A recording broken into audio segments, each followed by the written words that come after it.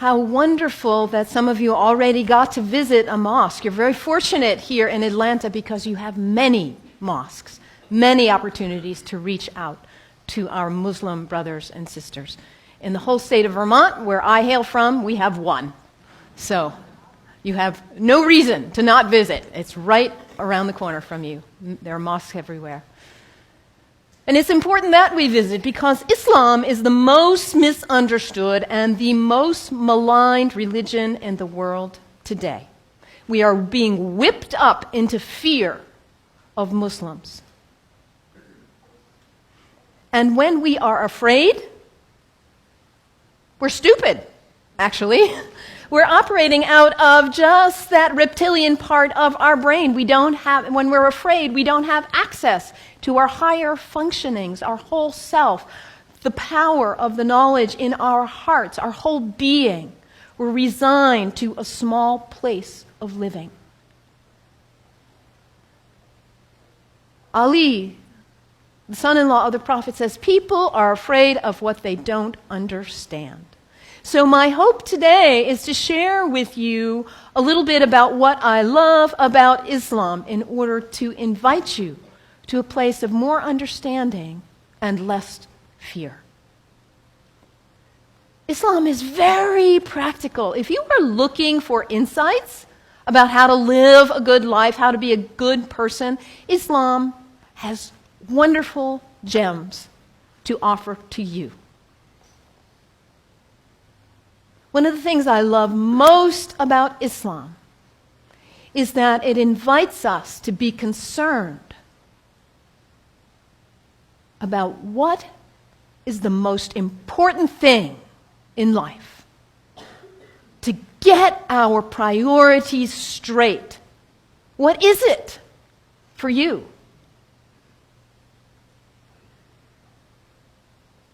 Stuff? Money? Power, prestige, family, kindness, service, love, art, compassion. What is it for you? If you get nothing else out of today, take that one question and live into it. And if you don't know the answer yet, find out. What is it for you? What's most important? In Islam, the answer is very clear. La ilaha illallah, Muhammadan Rasulullah. There is nothing but the source. God, the one. How did you say it, Anthony? That love which is greater than we can know. That's what matters. And Muhammad is his prophet. Is the prophet of love. La ilaha illallah, Muhammadan Rasulullah. And the thing about us humans, when we get that clarity, we know what's important. What do we do with that? We forget. That's who we are. We humans, we are the great forgetters. How many of you made a New Year's resolution back on January 1st? How are you doing with it now? Let's be honest. How were you doing January 7th? We get this high resolve and this clarity, and then we get caught up in all the distractions, all the things pulling our attention here and there, and we forget. That poet, Mary Oliver, says, what is it you plan to do with your one wild and precious life? What is it? In order to not waste our life, we need to regularly hit that reset button, come on back to center, to our heart, to what we know is really why we are here, what we know is really important. Regularly throughout the day, to stop and come back and say, well, let me check in and remember what matters so I don't waste my day or my week or my month or my life.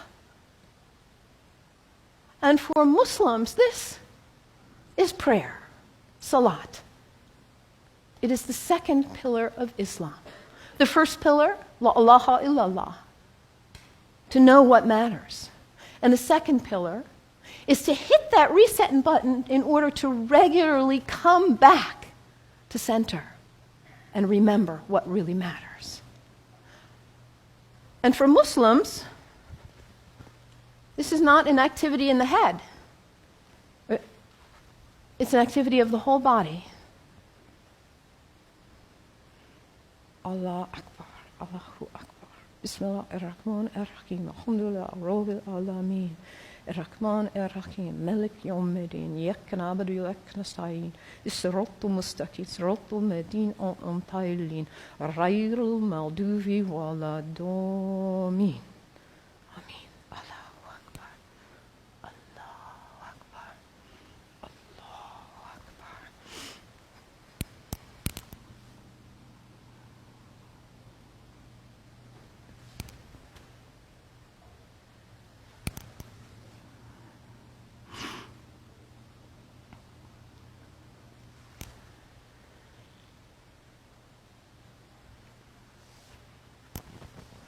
Can you imagine how limber you'd be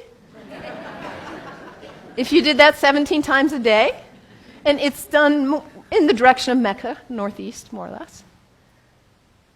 To hit that reset button in order to come back, to hear that voice still and small, like we just sang about, to come back to what matters.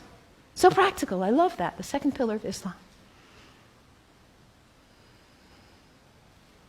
Islam also reminds us to always be concerned about those who are less well off than ourselves. Over and over in the Quran it says, be concerned about the widows and orphans. Be generous. I brought some soup as a symbol of generosity, giving, donating to food banks, giving to people who need food. I think about Muhammad almost like a social genius. He himself was an orphan. By the time he was 6 years old, he had already lost both his parents. He knew marginality. He knew it. And what happens when there is imbalance in a society where there are some who have a lot and some who don't have enough? What happens here? Those who don't have enough are suffering, aren't they? Out of their lack of nutrition, food, healthcare, hygiene, educational opportunities, they suffer. And in their suffering, they may experience illness. Their illness doesn't stay there, does it? It spreads to the rest of the people. And in their need, they may choose to engage in criminal activity just to try to put food on the table. And that destabilizes the whole society when you have some without and some with too much. And what about the people with too much? Greed is spiritual bankruptcy. We cannot know well-being in our hearts when we are surrounded with too much while others are suffering. It creates instability. And Muhammad, peace be upon him, he was a spiritual genius, saying, let's bring it back into balance. Let's give. Let's be generous. And this is the third pillar of Islam, zakat, generosity. I love that about Islam. And I love, too, that Islam invites us to take a break from our habits. We humans, we're habitual creatures. We just are. We do something once, we do it again, we just do. How many of you are sitting in the same seat you always sit in today? That's okay, nothing wrong with that. We're creatures of habit. And if the habit's a good one, like brushing your teeth, wonderful. It strengthens you. Your habits can raise you up to give you strength and clarity to live your life on purpose with integrity. Or your habits can pull you down.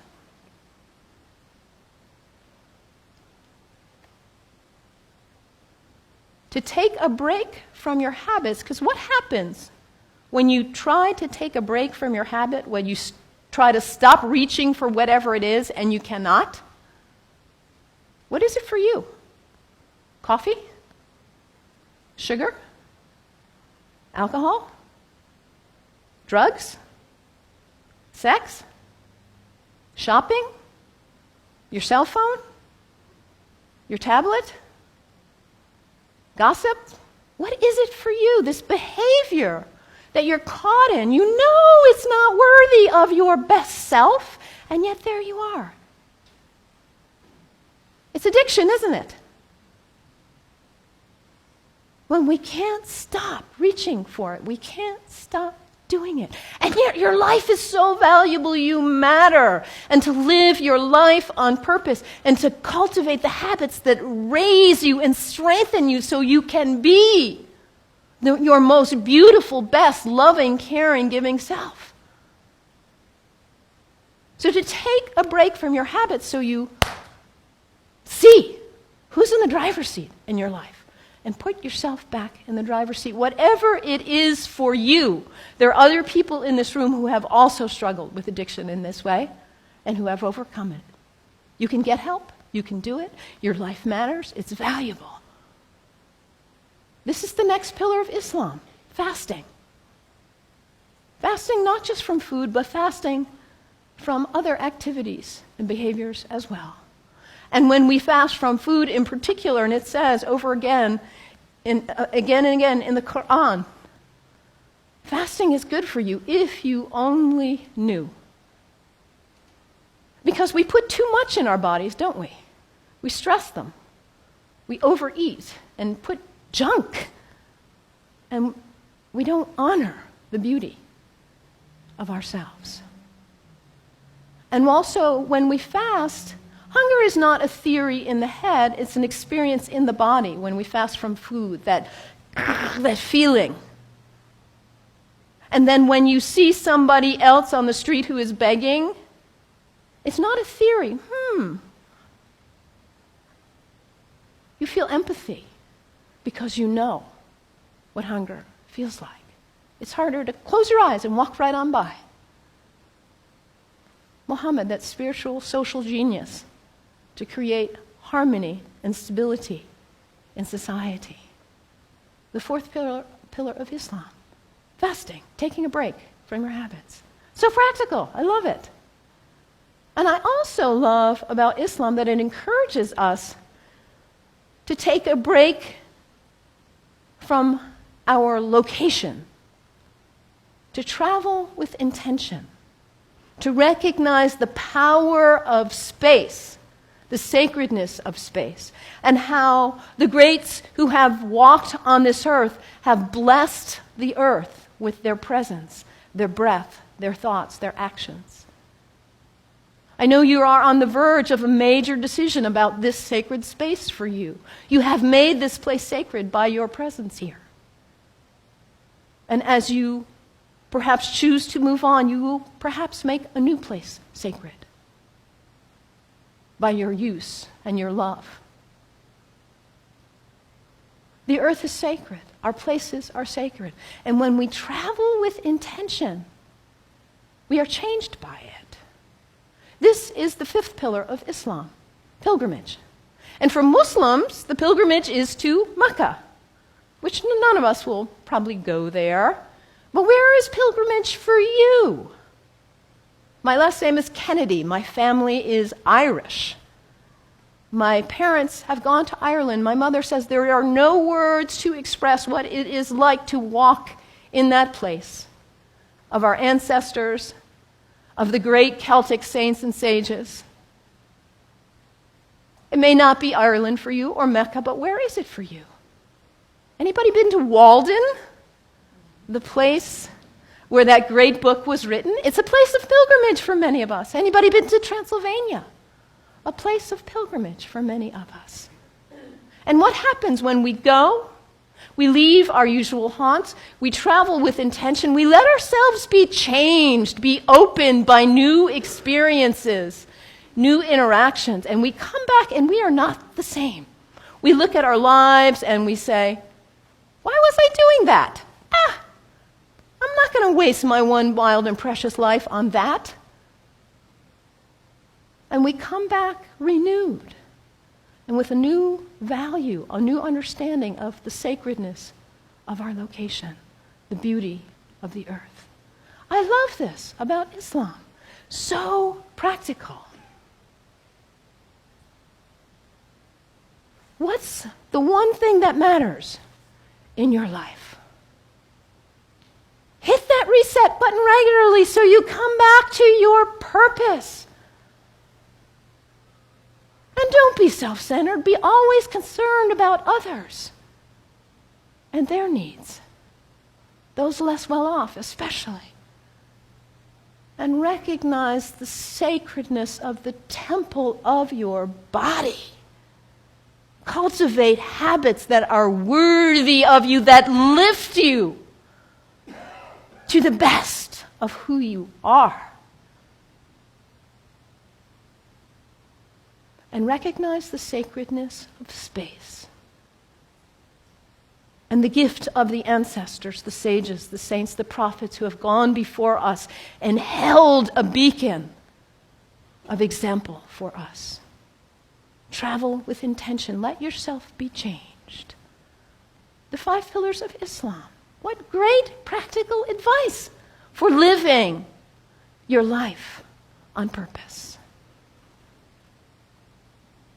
And yet, at the same time as all of what I've told you is true, the beauty of this great tradition, we are being whipped up into fear against Muslims and Islam. I have a dear friend, Rudy, who is a retired UU minister and a Sufi like myself. And about 7 years ago or so, he said to me, Mellon, Rudy grew up in Austria under the rise of Hitler. He said, what I see going on in the world now in the United States reminds me of my childhood in Austria. And in that time, it was the Jews who were being maligned, and now it's the Muslims.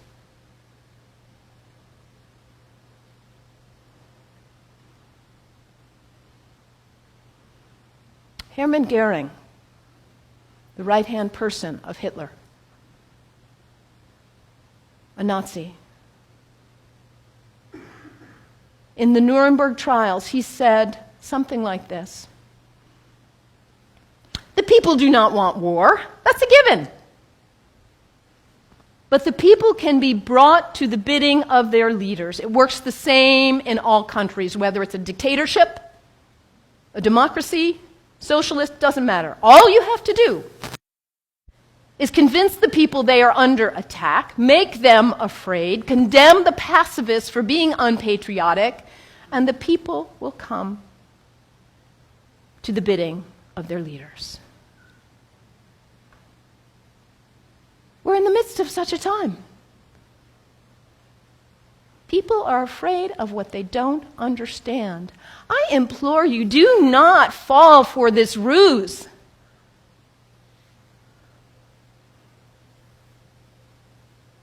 Because, as I said earlier, when we are afraid, we are stupid. We are relegated to a very small part of our mind.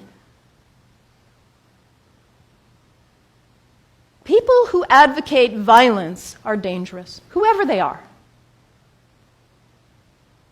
Within Islam, guess what percent of Muslims, this is based on a Gallup study worldwide of Muslims, guess what percent of Muslims think violence is the way to go, is an appropriate response to what's going on? Less than 1%. This is really accurate social science research. And this less than 1% of Muslims who advocate violence are getting 75% of the media coverage. This less than 1%, yes, they are dangerous. The fringe in any religion is dangerous, whether they are Christians or Jews or Sikhs, whoever. Folks who feel compelled to use violence. This minority in any religion is dangerous.